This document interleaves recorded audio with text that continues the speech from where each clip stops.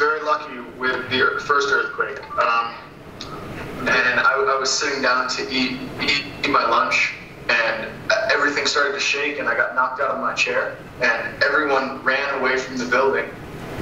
And everyone kind of acted as though it was just a small quake, which to me meant nothing. I'd never been through an earthquake or anything. Continued on, and I didn't really know the extent of that earthquake until the following morning, once I was actually in Poker. The second earthquake, I don't know if it's fate or if I just have perfect timing, but I had just gone on a hike on a mountain that overlooks Pokhara, and I was on my way back, and I was just coming back into the town, and I saw it's been pretty quiet here. It's been pretty silent since the first earthquake, but all of a sudden, every single bird, it seemed, in the entire city flew into the sky, and all you could hear was dogs barking everywhere. And I just look over, and I was right on the walking path that is perpendicular to all the buildings on the main street. And I look over, and I just could see the buildings waving and shaking, and every person that could was running out of the buildings.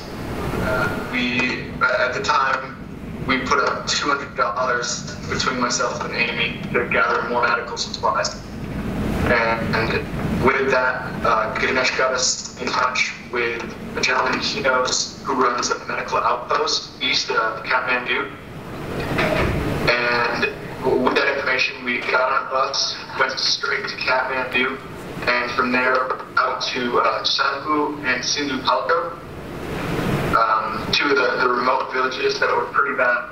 Well, Sanku's not very remote, but Sindhu Palcho is like a more or less a farm region outside of Kathmandu.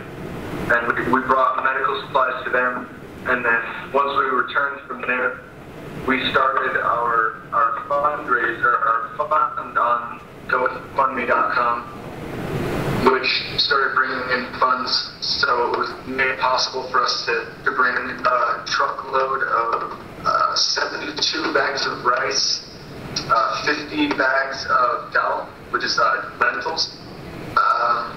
We brought, and then there were a handful of tarps and rope, and we brought that to some mountain villages outside of Dadi, Nepal.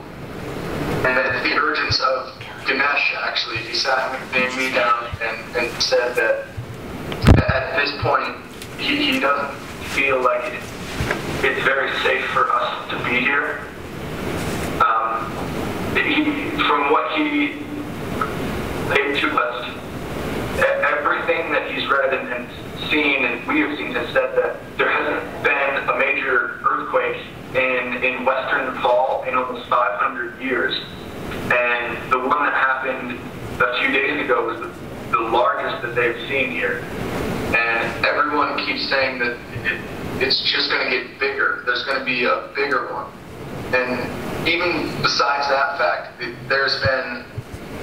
every night there's been at least 2 or 3 aftershocks.